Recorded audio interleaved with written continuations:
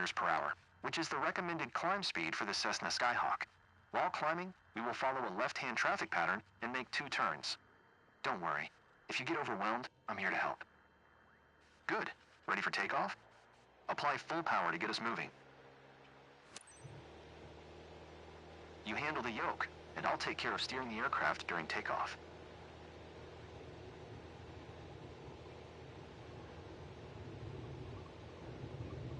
We have reached 102 kilometers per hour. Pull back gently on the yoke to lift off.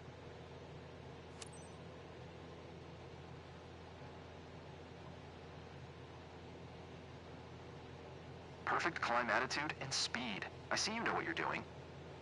We are approaching our first turn. As you'll see, the Cessna 172 requires very little yoke movement to turn. We are at 90 meters. I'll retract the flaps. You keep climbing. You can start turning left.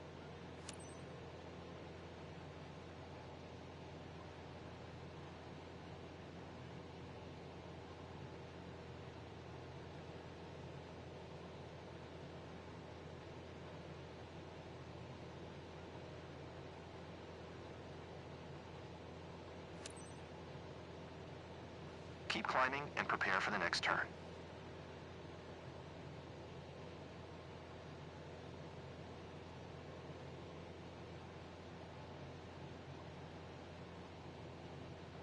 Okay, turn left again. We are almost there. Remember, we need to climb to 490 meters. It will keep us 150 meters above the traffic pattern.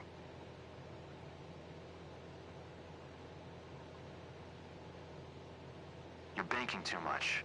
Ease up on your yoke movement. I love the weather today. The clouds are beautiful, aren't they?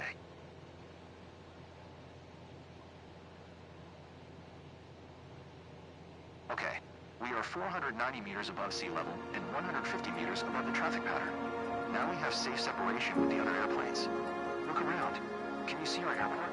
Let's fly over it.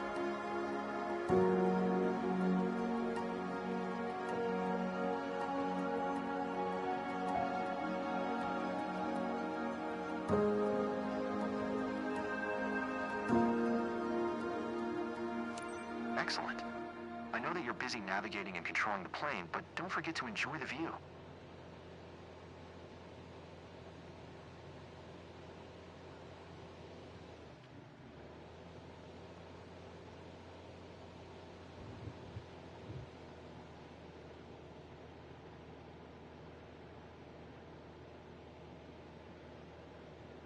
Well done. I think you've got a talent for piloting. I hope you enjoyed the flight. Let's head back to the ground now.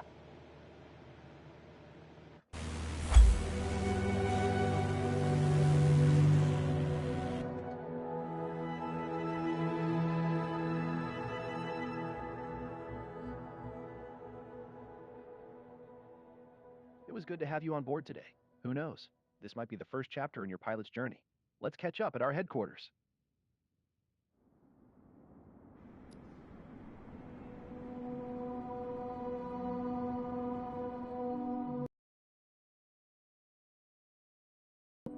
Here you can see all the different certifications you can pass throughout your career.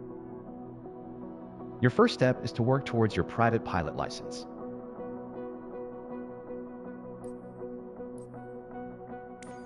You can take the private pilot license exam immediately or perform some training flights to learn more about the aircraft and flight essentials.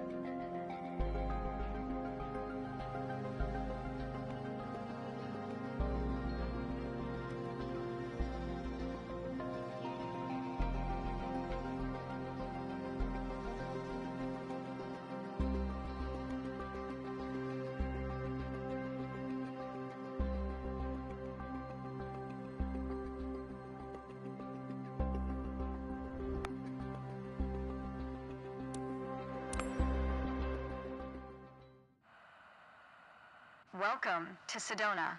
I'm Captain Jess Molina, and I'll be your instructor. For this lesson, we're going to start on the ground and focus on some basic concepts. Fundamentals every pilot needs to know before hitting the skies. This is your plane, a classic, the Cessna 172. In front of you is the yoke, the primary means of controlling the aircraft. In the simulation, you will be controlling the aircraft with your peripherals of choice. So, let's hide the yoke for now.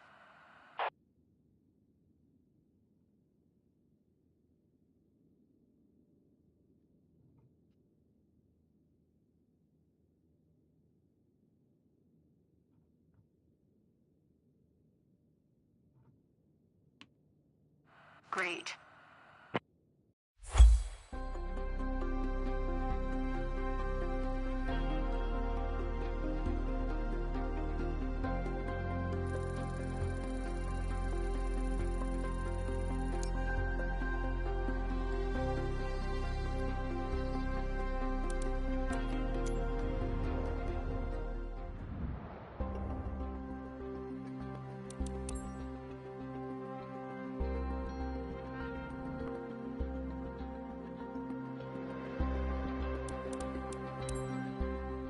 Let's get you familiar with the aircraft, a Cessna 172, and a few commands to navigate it through the skies. In front of you is the yoke. The yoke is like a steering wheel, more or less. Turn it left or right to control the ailerons and bank the aircraft into turns. Look at the trailing edge of the wings while turning the yoke to see the effect on the ailerons.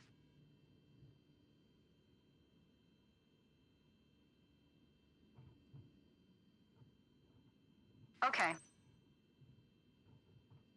Now, the difference between the yoke and a steering wheel is you can pull or push on the yoke. This controls the elevator at the back of the aircraft to make it climb or descend. Look at the horizontal stabilizer. While you pull on the yoke, you can see how it affects the elevator. Nice. Down at your feet are the rudder pedals. They steer the aircraft when you're on the ground. The upper part of the pedals also control your brakes. In the air, they control the rudder at the end of the vertical stabilizer to yaw the aircraft. This is mostly for small corrections. For coordinating turns or compensating for a plane's tendency to pull left during takeoffs and climbs. Look at the vertical tail while operating the pedals to see the effect on the rudder. Great. Last but not least, the throttle is located near the center of the cockpit. Pushing forward will increase power, pulling back will decrease power. First, look at the throttle and select it. Keep it selected and push it forward to increase power. Power is increased. Now pull it back to decrease power. Power is decreased. Now we'll do the same without focusing on it. Deselect the throttle. Look away from the throttle and increase power.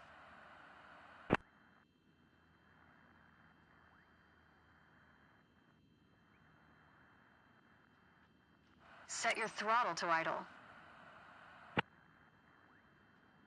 Excellent. When the engine is on, you'll be able to see the power change on your RPM indicator. You will find it on your PFD screen in the top left corner.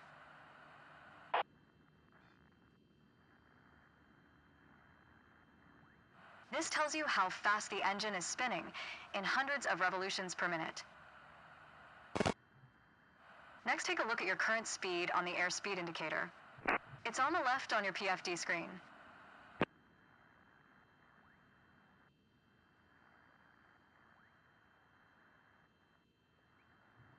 It measures the speed in knots. To check your altitude, look to the altimeter.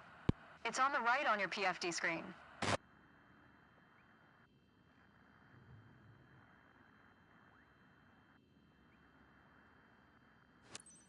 Not all aircraft have integrated screens with all this information. A lot of them rely on analog instruments. You can find the analog versions of the airspeed indicator and the altimeter just above the throttle. They are respectively on the left and right.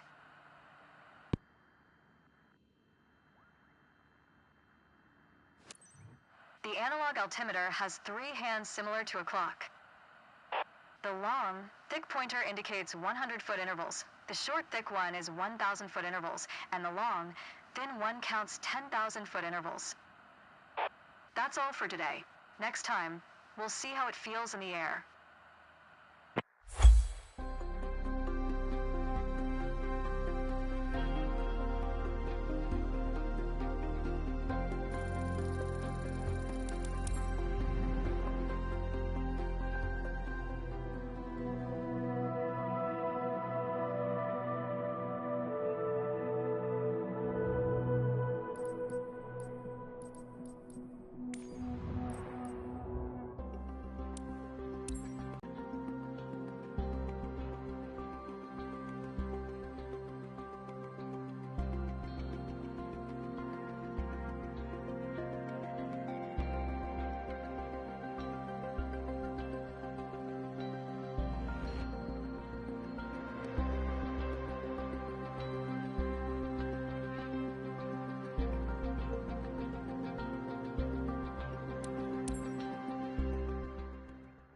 To help demonstrate pitch, I've drawn 3 lines on the windshield. Notice how the middle line matches the horizon while we're flying level? This is the cruise attitude. The lower dotted line is the climb attitude, and the upper one is the descent attitude. Let's dig deeper into what that means. Pull back gently on the yoke until the climb attitude line matches the horizon. Then maintain that attitude.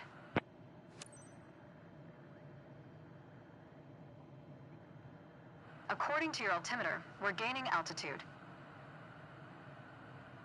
But we're losing airspeed, proving you can't avoid basic physics while making a climb. Keep working on it. You'll get better. Now, let's level back out. Our speed is increasing and our altitude is stable. That's okay.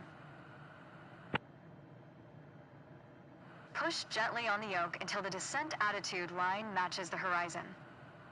Then maintain that attitude.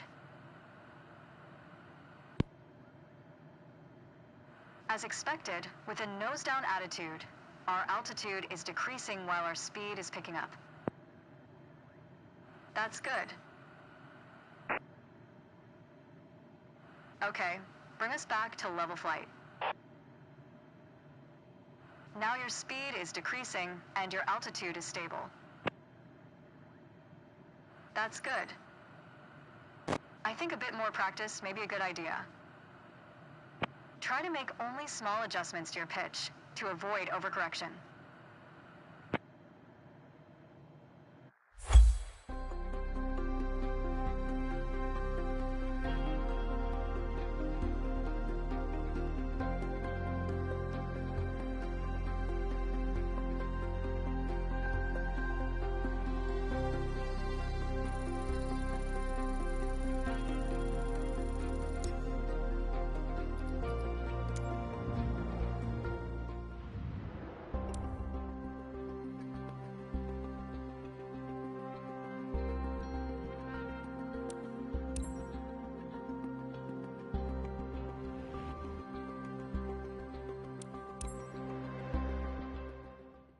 For this lesson, we're going to use a line drawn on the windshield to indicate the cruise attitude.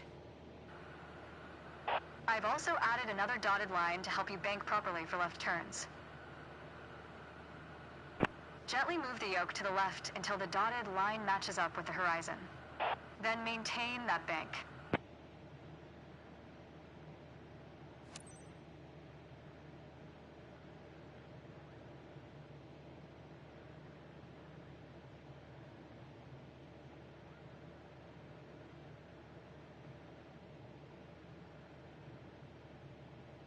That's good. Watch your altitude. It wasn't constant during the turn.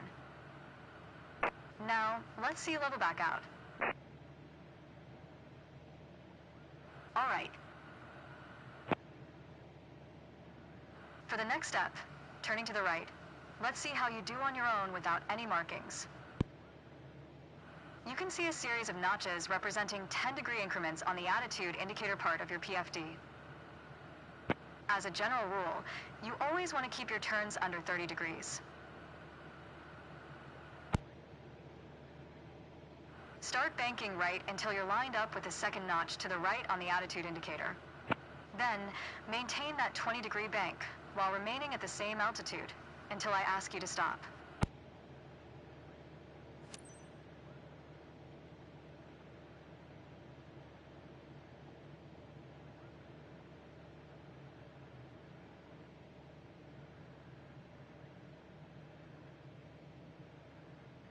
That's good. Keep working to maintain a constant altitude during the turn. Level us back out now.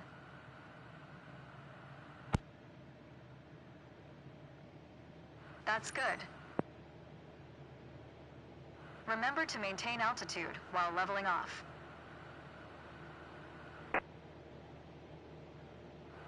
Remember, during a turn the aircraft tends to sink, you need to pull on the yoke to compensate.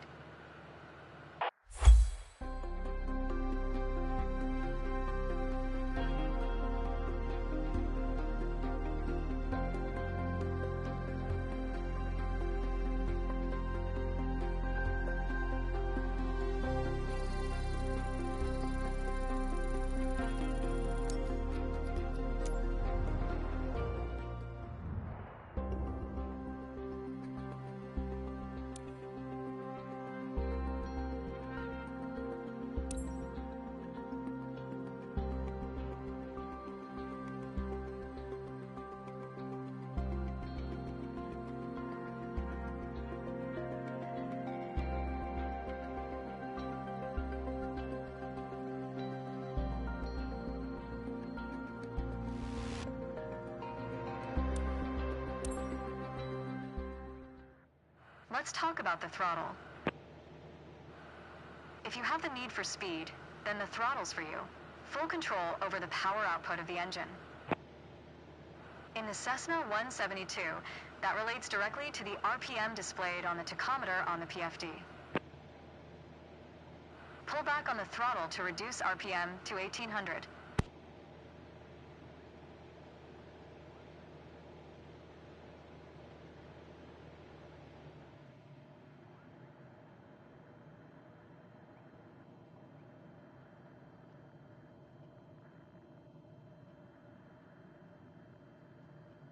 Look how your speed and altitude are also decreasing.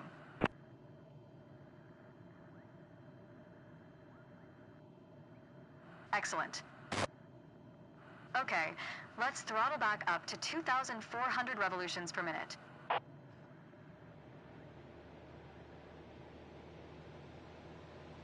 Your speed is increasing now. As long as you maintain the same attitude, your altitude will keep climbing as well.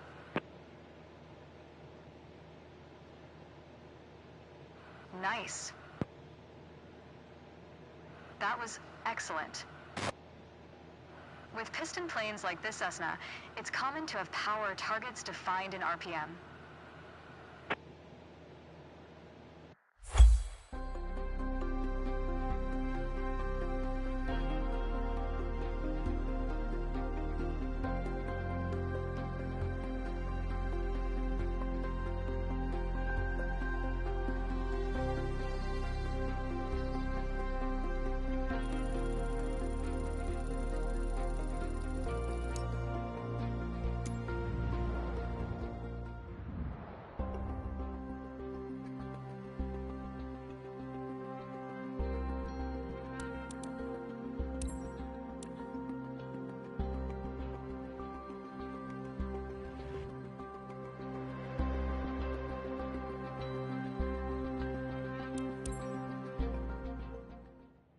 The art of maneuvering a plane through the air isn't a mystery to you anymore.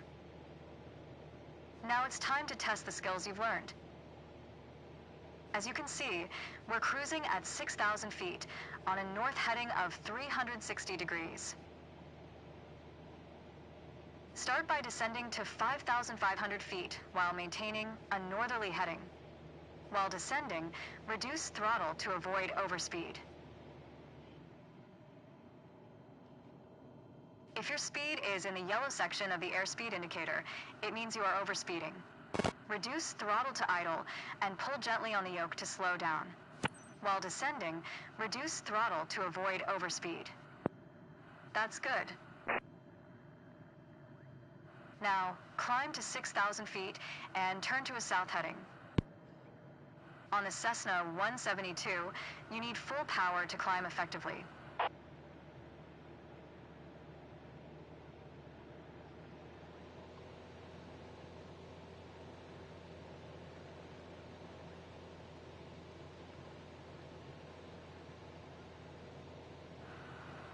You can start the climb when you're ready.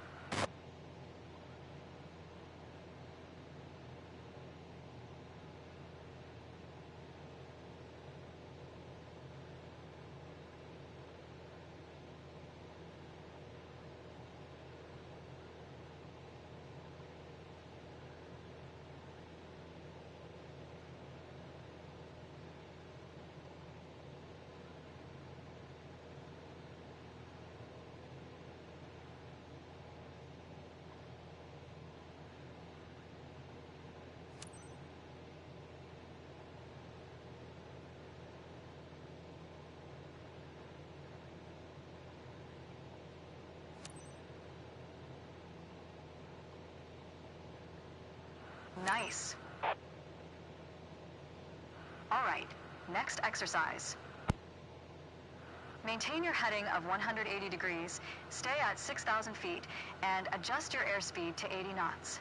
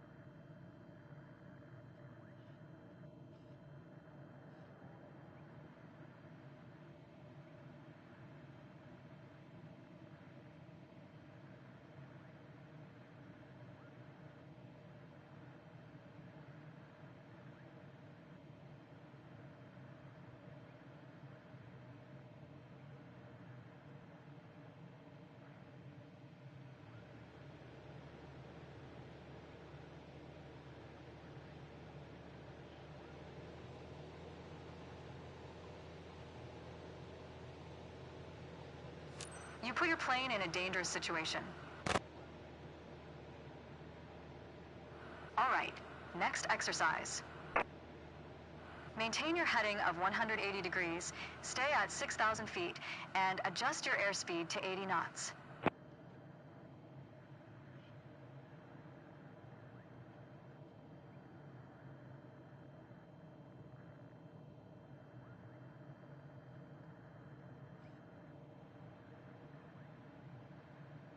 That's good. Your speed was well managed, but your altitude needs to be more accurate. You did well, but you can do better.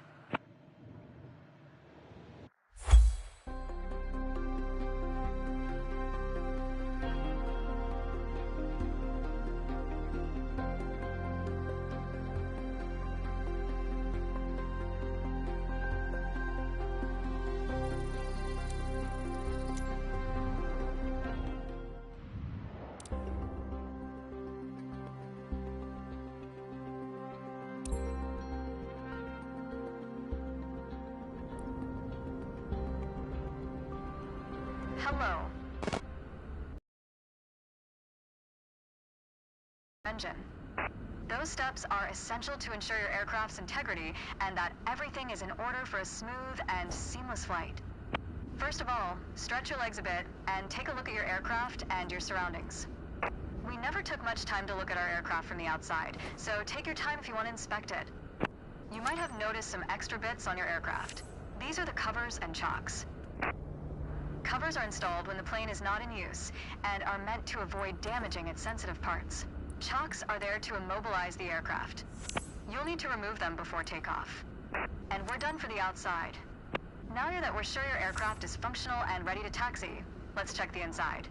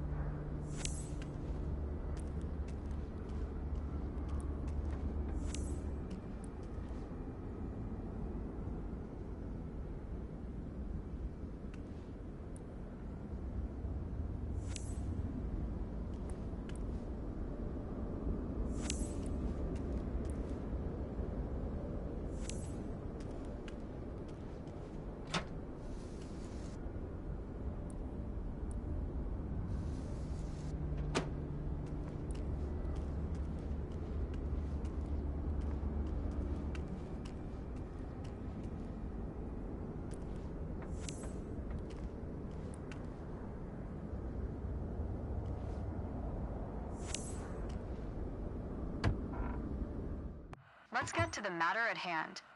You've been given an EFB, also referred to as an electronic flight bag. It's a tablet that stores critical flight information and is the ideal tool to prepare your flight plans and enhance your piloting experience. Open it and take a look. Feel free to follow a quick guided tour of its features.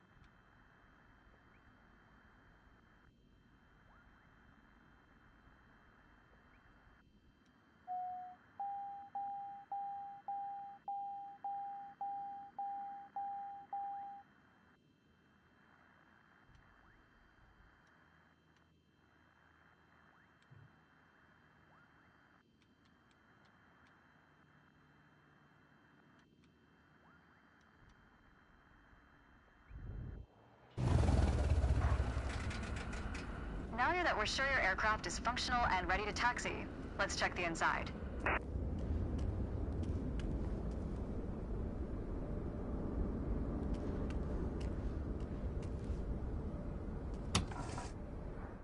Let's get to the matter at hand. You've been given an EFB, also referred to as an electronic flight bag. It's a tablet that stores critical flight information and is the ideal tool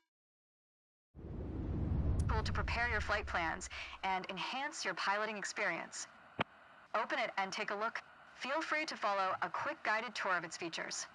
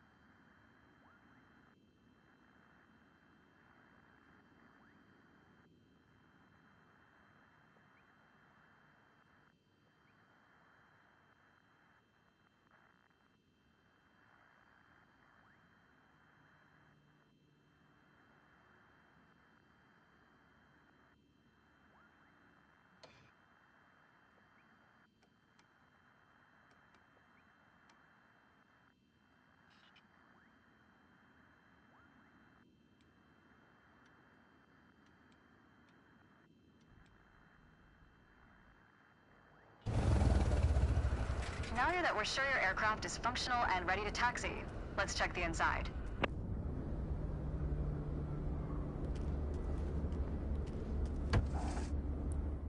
Let's get to the matter at hand. You've been given an EFB, also referred to as an electronic flight bag. It's a tablet that stores critical flight information and is the ideal tool to prepare your flight plans and enhance your piloting experience. Open it and take a look. Feel free to follow a quick guided tour of its features.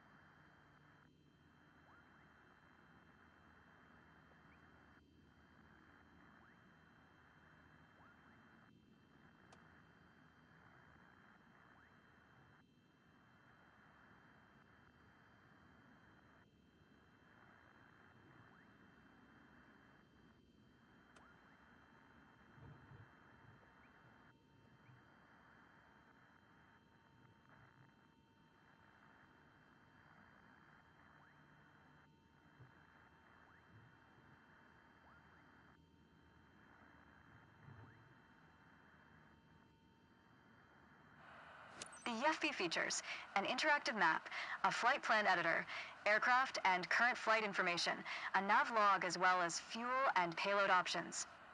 The YEFI has plenty to offer, but if you want to get directly into the action, you can turn it off after you finish the quick tour. It seems like we're all clear on the checklist. Now start this pretty bird up.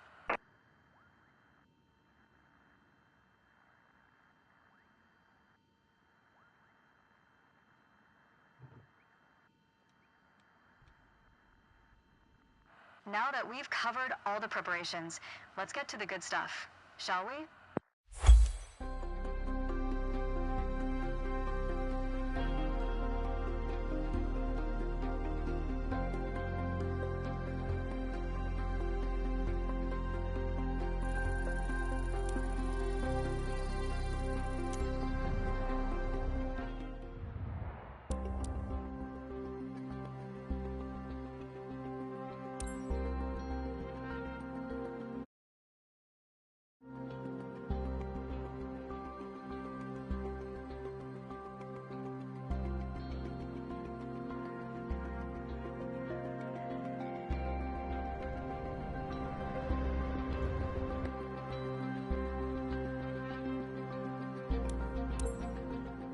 Let's take a moment to talk about taxiing.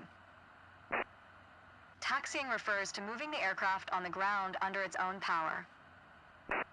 In particular, getting from the ramp out to the hold short point on the edge of the runway. Steering on the ground is managed through the rudder pedals. That's right, unlike driving a car, we turn by using our feet. Okay, ready? With the throttle idle, release your parking brake.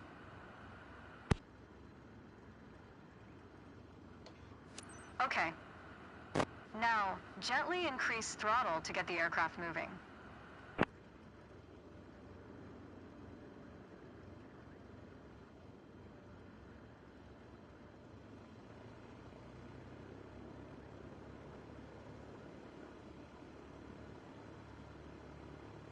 Go easy on your throttle. Use your rudder pedal to turn left and enter the taxiway. Increase throttle to gain forward momentum and then reduce RPM accordingly to match a fast walking speed while taxiing.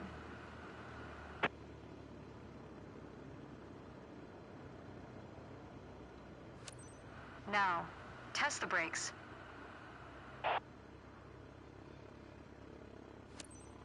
Good.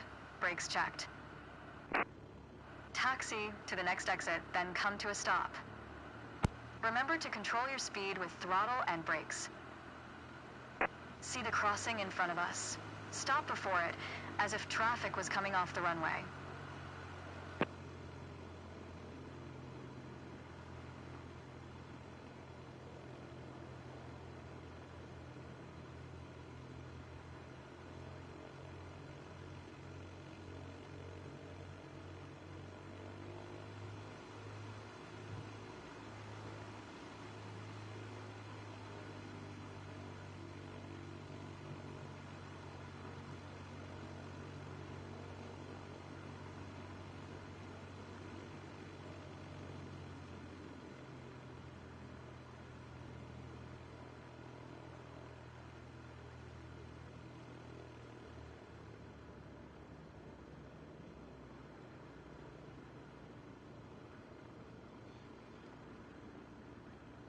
Unfortunately, one of your wheels crossed out of the taxiway. Taxi to the next exit, then come to a stop. Remember to control your speed with throttle and brakes. See the crossing in front of us. Stop before it, as if traffic was coming off the runway. Unfortunately, one of your wheels crossed out of the taxiway. All right, taxi to holding point Alpha 1 next. It's at the far end of the airport, near the head of runway 21. Stay as close as possible to the taxiway center, marked by the yellow line, and watch your speed.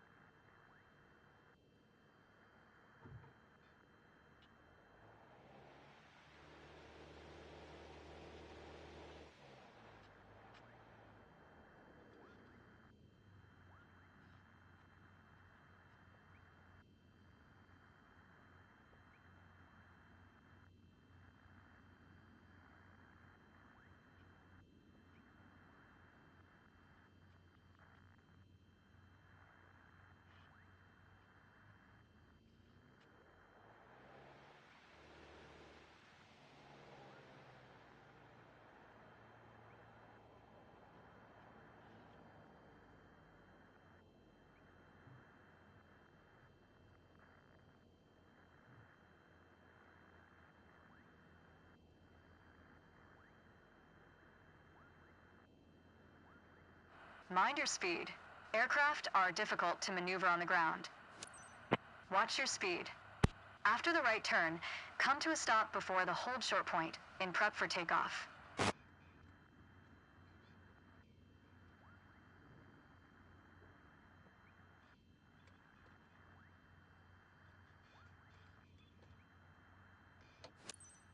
You've mastered that lesson. The next challenge will be to keep the aircraft under control while at full throttle for takeoff.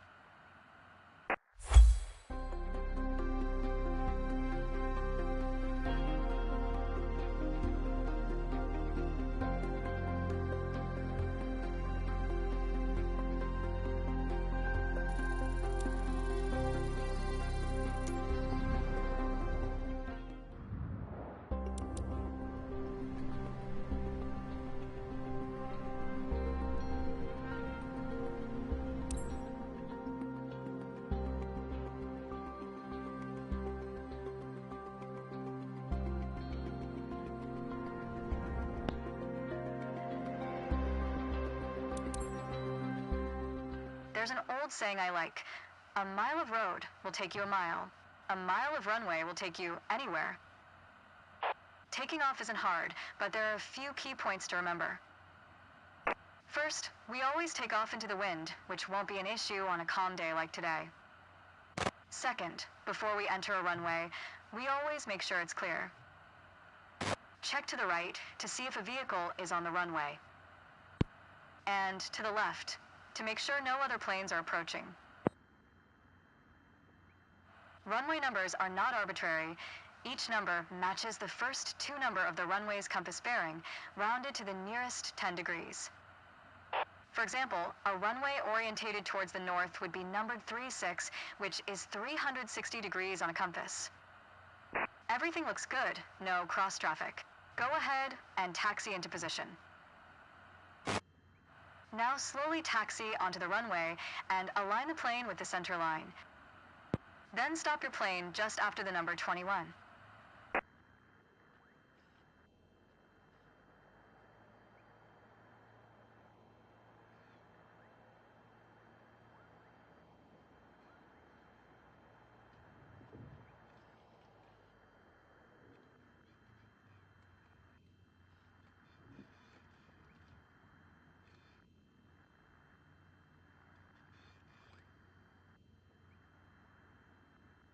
Excellent. All right, let's do this. Apply full power, and I'll walk you through the takeoff as we go.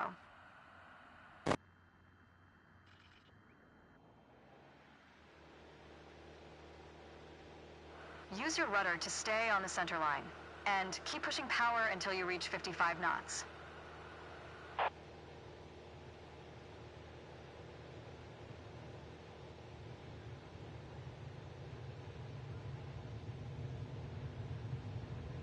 Good. Now, gently pull back on the yoke. And we're airborne.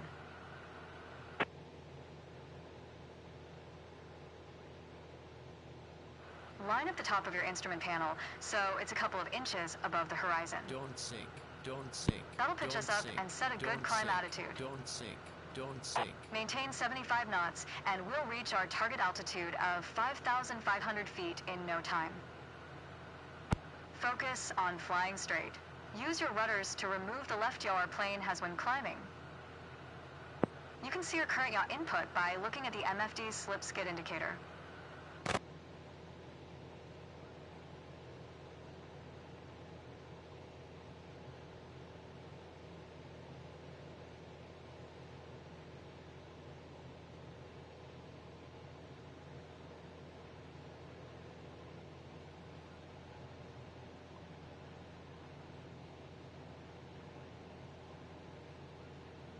Maintain 75 knots and climb to 5,500 feet.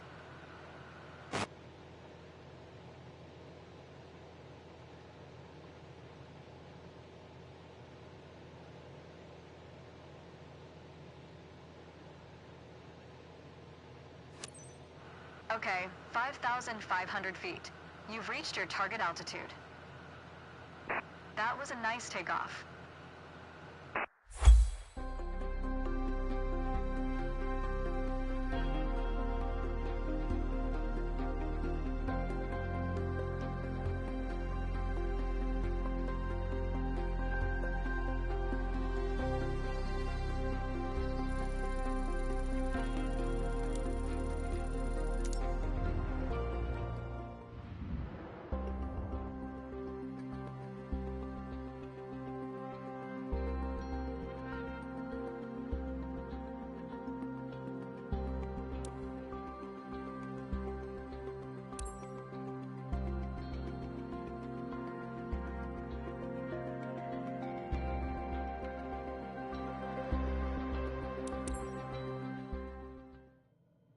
For this landing exercise, I want you to focus on the yoke only. We're close enough to the runway to land safely without adding any throttle. Maintain a speed of around 65 knots. Pitch down if you're going too slow. Pitch up if you're too fast.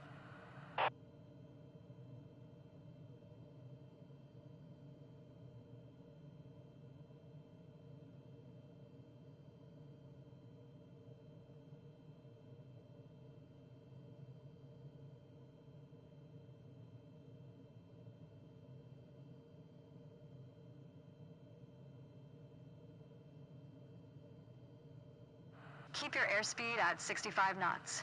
When you're 10 feet above the runway, it's time to flare. To flare means to raise the nose of the aircraft to slow your descent for a softer landing, but without ever leveling off or climbing. The main landing gear will touch down before the nose wheel does.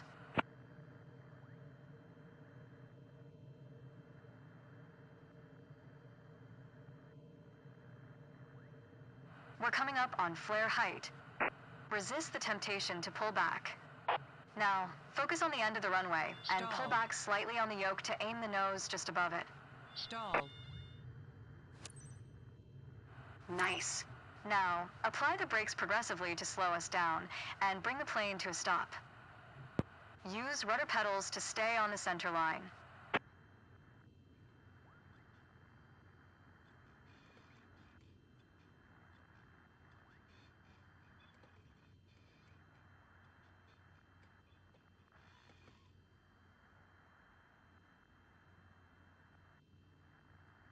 Well done, but there's room for improvement. Keep in mind that approaching the runway at the right speed is key to a good landing.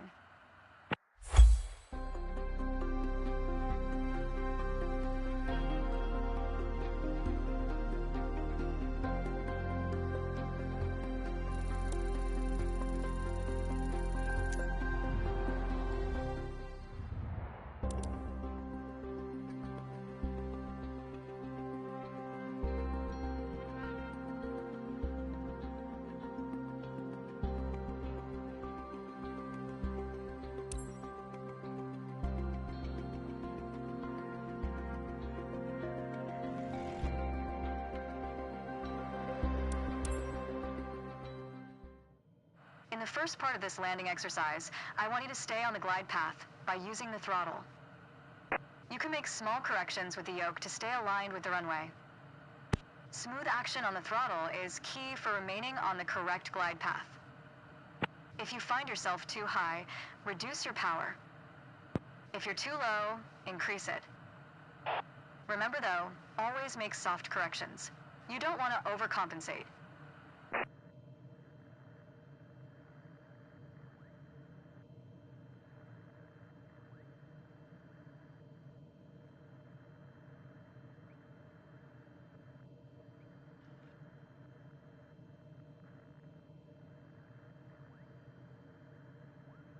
Now you can use the elevator to land. 500.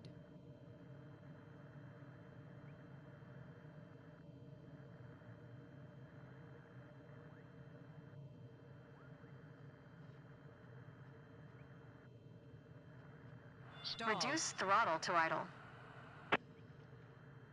Now, focus on the end of the runway Stall. and pull back Stall. slightly on the yoke to aim the nose Stall. just above it. Nice. Now, apply the brakes to slow us down and bring the plane to a stop.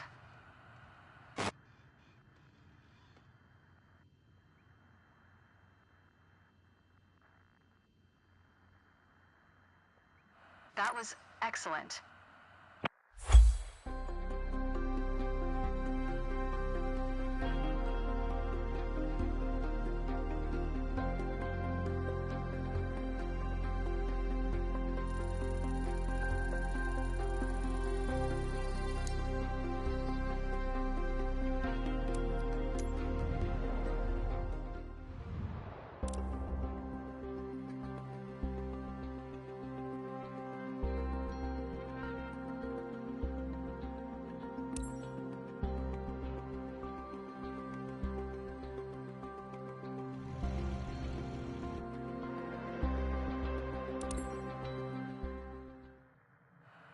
My first instructor used to say, the best part of flying is landing in one piece.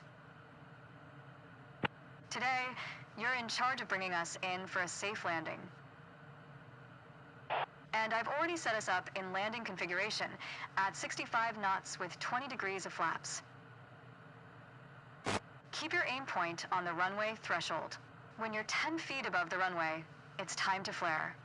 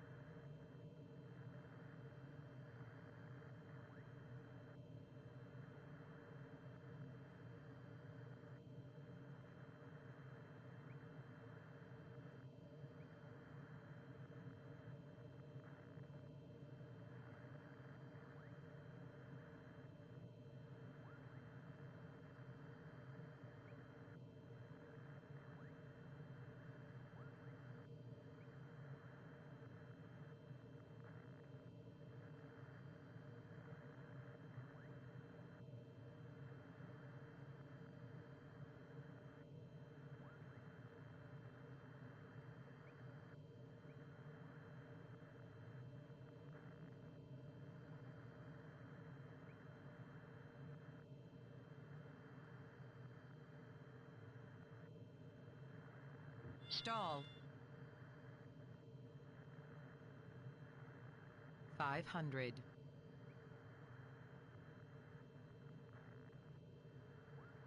Stall. Stall. Stall.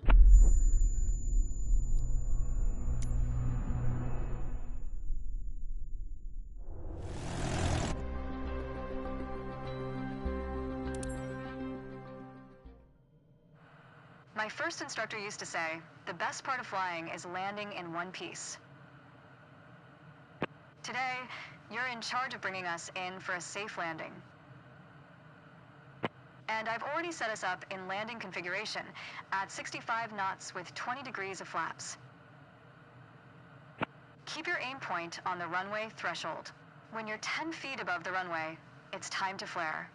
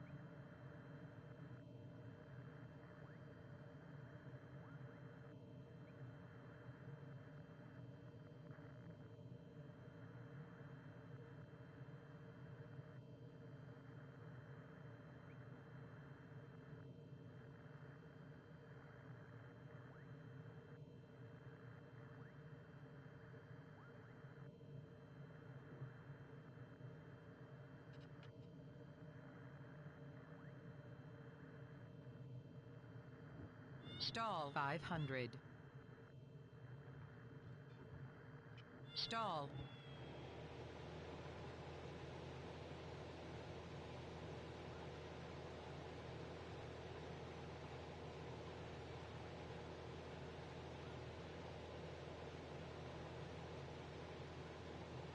Stall. Stall. Reduce Stall. throttle to idle. Now, focus on the end of the runway and pull back slightly on the yoke to aim the nose just above it. Nice. Now, apply the brakes progressively to slow us down and bring the plane to a stop. Use rudder pedals to stay on the center line.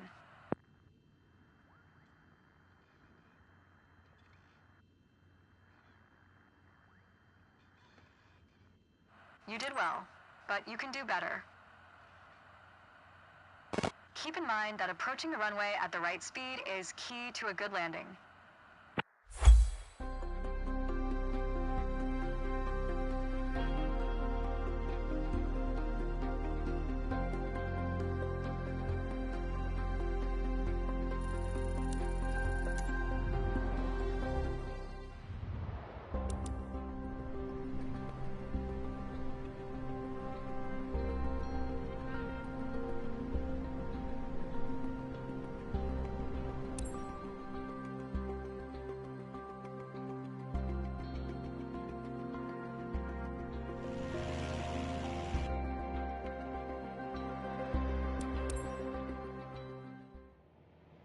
Okay, we're currently flying on the downwind leg at the standard traffic pattern altitude of 6,000 feet.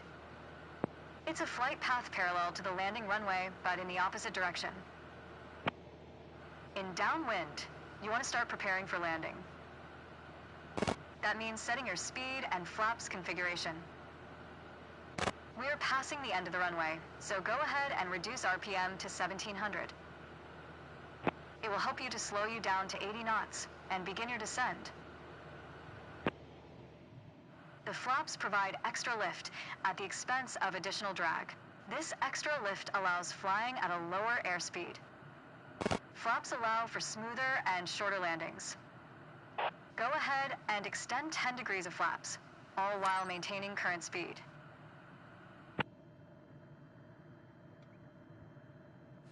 We will turn to the base leg when the end of the runway is at a 45-degree angle behind us.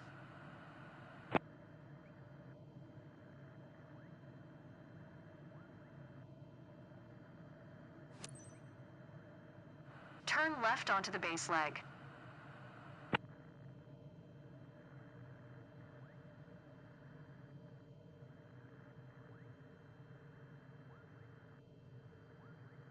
Stall. Stall. Stall. Stall.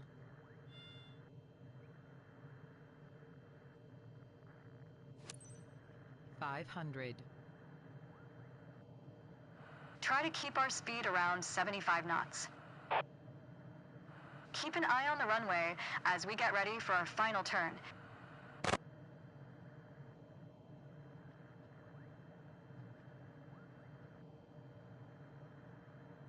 Turn left onto final.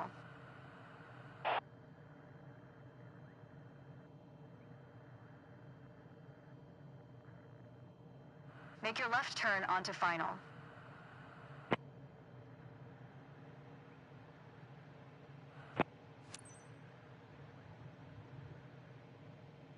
Keep a stabilized approach with 65 knots airspeed and prepare for landing.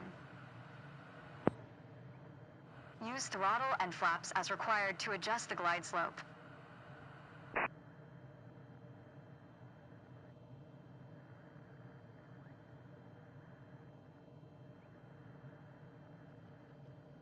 $500.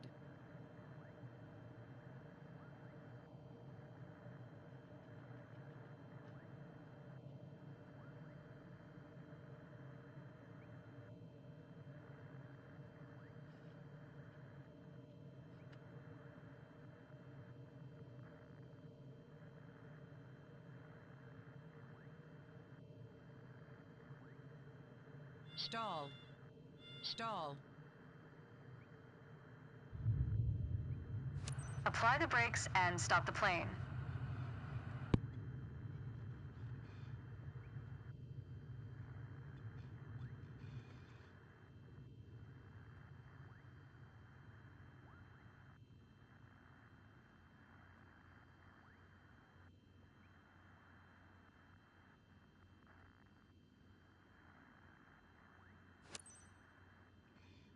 You followed the traffic pattern well. Good job.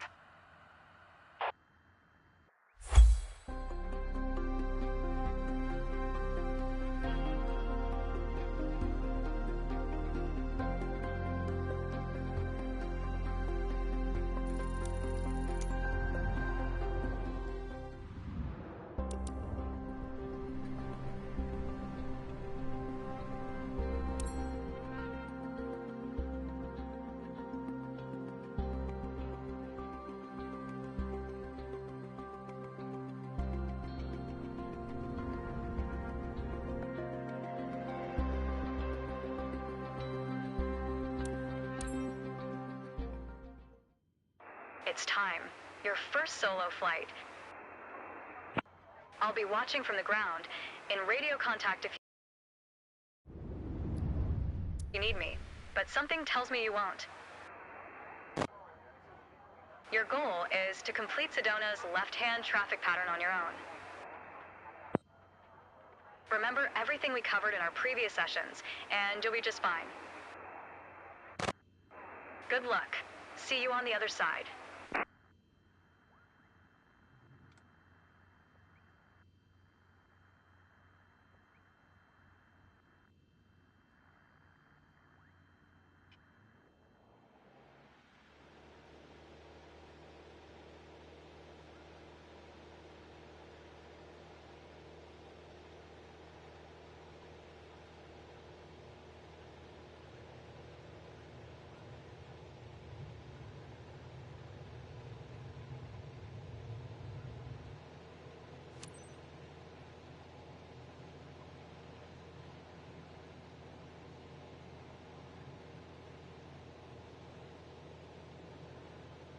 Don't sink. Don't sink. Don't sink.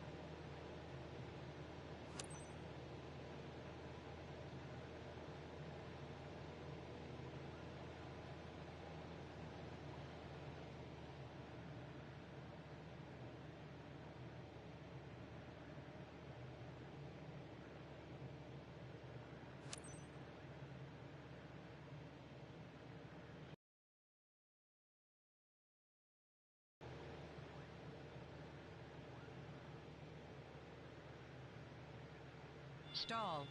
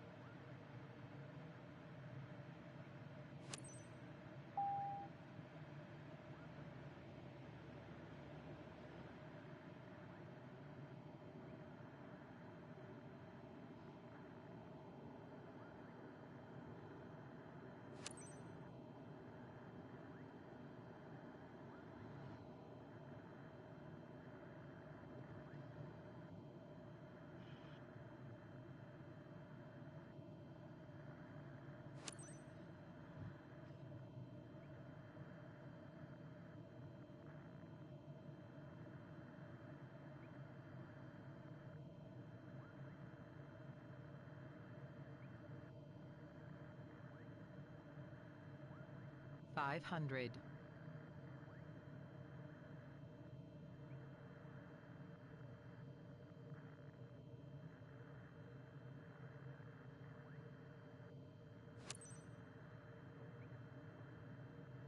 Stall, stall, stall. Stall.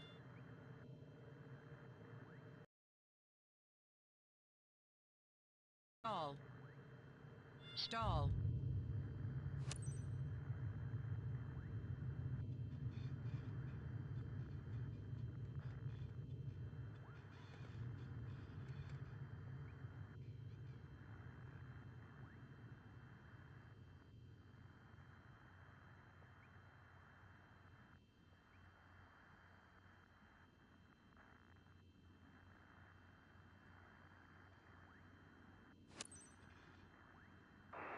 You did well, but you can do better.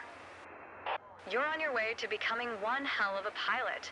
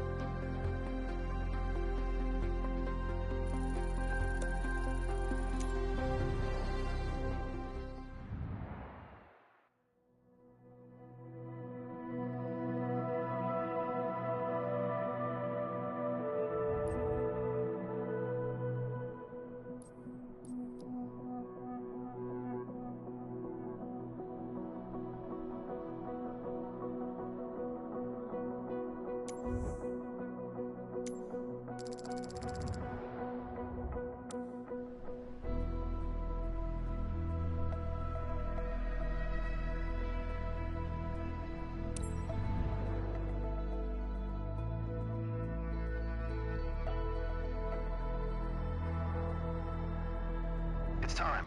Your first ever check ride.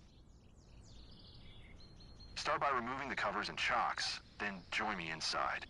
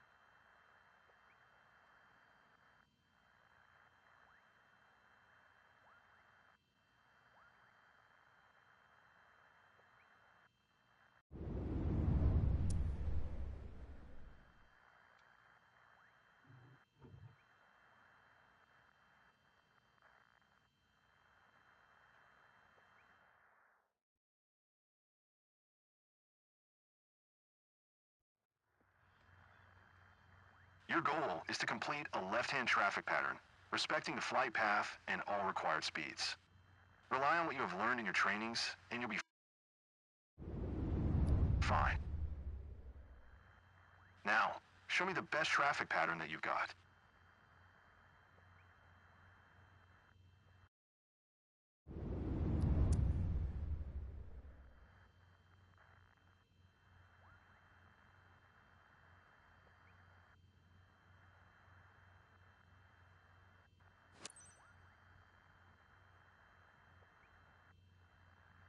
Echo Golf Golf Lima traffic. Cessna Golf Echo Sierra Foxtrot Yankee is taxiing to runway 29er.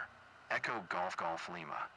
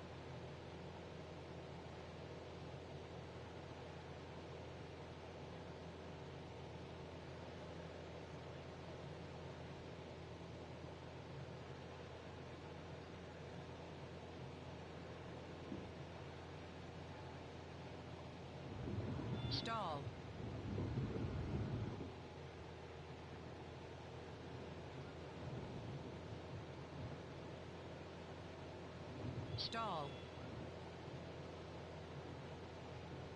Stall.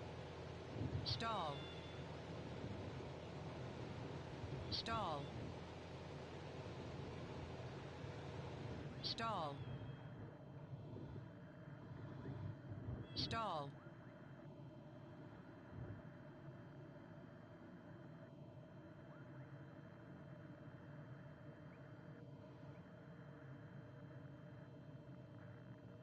$500.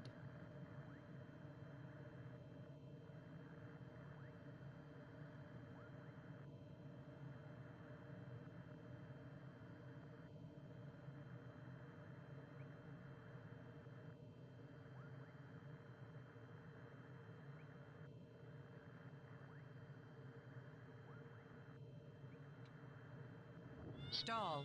Stall.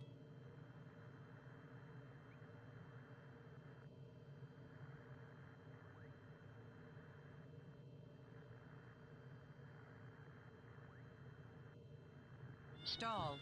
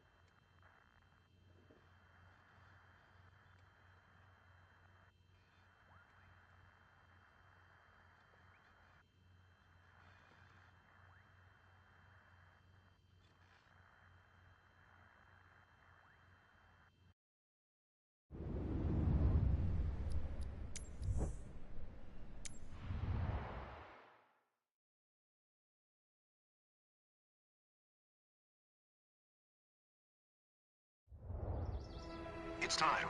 Your first ever check ride.